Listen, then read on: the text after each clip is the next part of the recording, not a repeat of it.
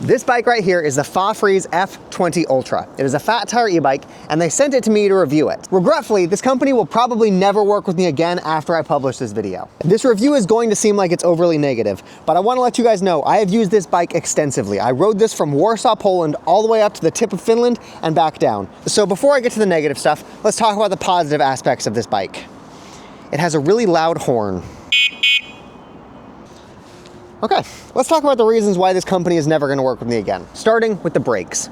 This is a very heavy bike. This is big, it's got big tires, it's got big batteries. You need big brakes to be able to stop it, and these brakes are not it. The very first day that I started using the bike, one of my handlebar brakes completely disconnected from the cable. I was on the street, there was a car in front of me, I went to brake, and my brakes just failed. But then a couple of days later, the sheath on my brake cable just completely came loose, and the whole thing was shaking back and forth. You can see here, I had to use electrical tape to be able to tape this thing to the bar so that the cable won't move. So that when I squeeze this, this actually closes. I had to do that for every single brake cable on the bike. I'm using an O-ring for this side, but every single brake cable here had to be taped to the side of the bike to stop it from moving. Then a couple of days later, my front brake pad completely fell apart. The backing material and the brake meat completely disconnected from each other. Let me take this back brake caliper off so I can show you the next problem. As you use the bike, as you go miles and miles, your brakes are going to need to be adjusted. That's just a thing that happens. They don't stay perfect all the time. You need to make like micro adjustments to whatever. But one of the things that happened when I was trying to adjust this is the metal just completely sheared off. Do you see these screws in the back of the brake caliper right here? These are meant for adjusting the width of the brake caliper. These bolts have completely stripped themselves. There is no grip on this at all. So it is completely impossible to adjust these brake calipers anymore. One of them still works, one of them still has grip, but this one is completely sheared through. The metal from these bolts is just really cheap.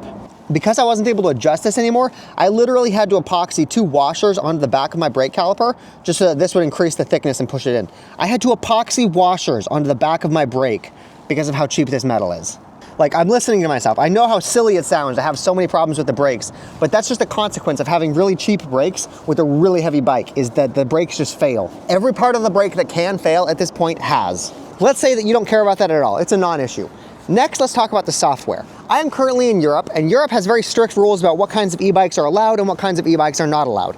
This one is technically not allowed. It goes too fast, it works entirely with the throttle. What most e-bikes will let you do is they will let you go into the settings, and they will let you change certain parameters, like whether the throttle works or the max speed, so that this can become street legal. None of that works on this bike. The settings are here, you can change the settings, but it just completely ignores all of them. For example, I am going to change the maximum speed here to something that is street legal.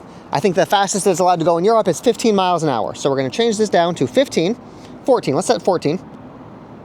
Lock that in.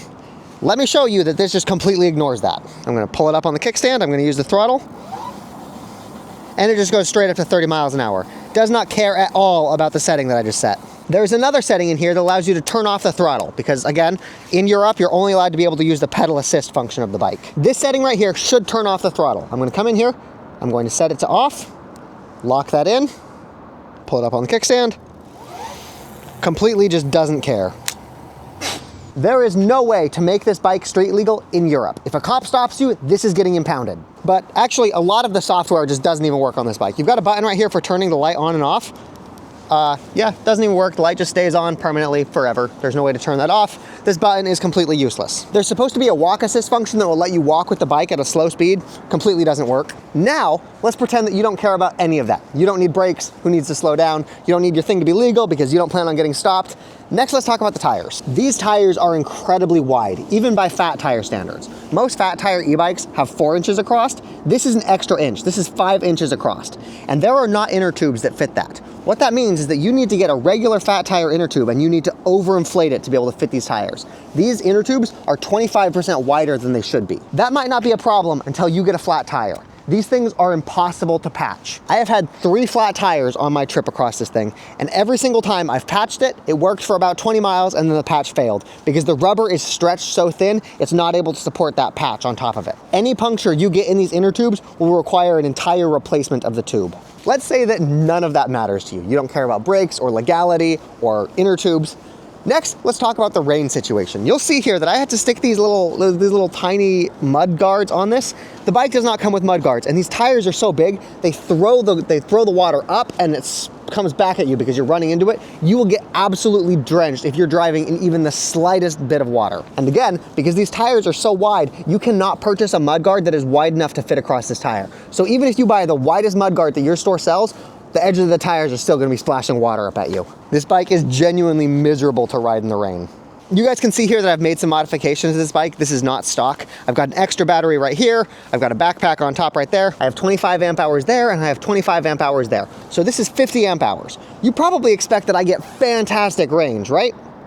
No, I get about 50 miles of range. If I'm being really prudent, if I'm using the pedal, if I'm going slow, I can maybe get that up to 70 miles. That is ridiculous for something that has 50 amp hours of capacity. Because these tires are so big, because they're so thick, most of your energy is just going into rolling resistance to get this thing to start moving.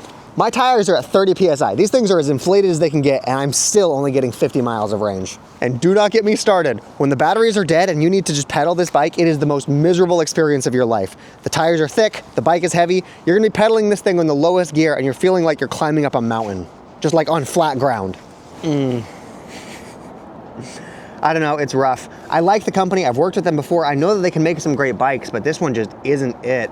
It feels like they built this for marketing. Like, this bike looks good. Everywhere I go, people are stopping, they're taking pictures, they're trying to look at the bike and ask me questions. This is a really good looking bike. It's just a really bad bike. So if you're just trying to look like a badass while you're avoiding the cops, this bike is fine. This is a functional bike. It gets you from place to place. But if you care about brakes, if you care about legality, if you care about tires, if you care about efficiency, if you care about pedal assist, this bike is trash.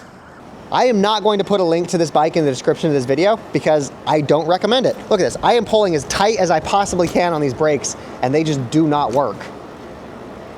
Like, this bike is not stoppable.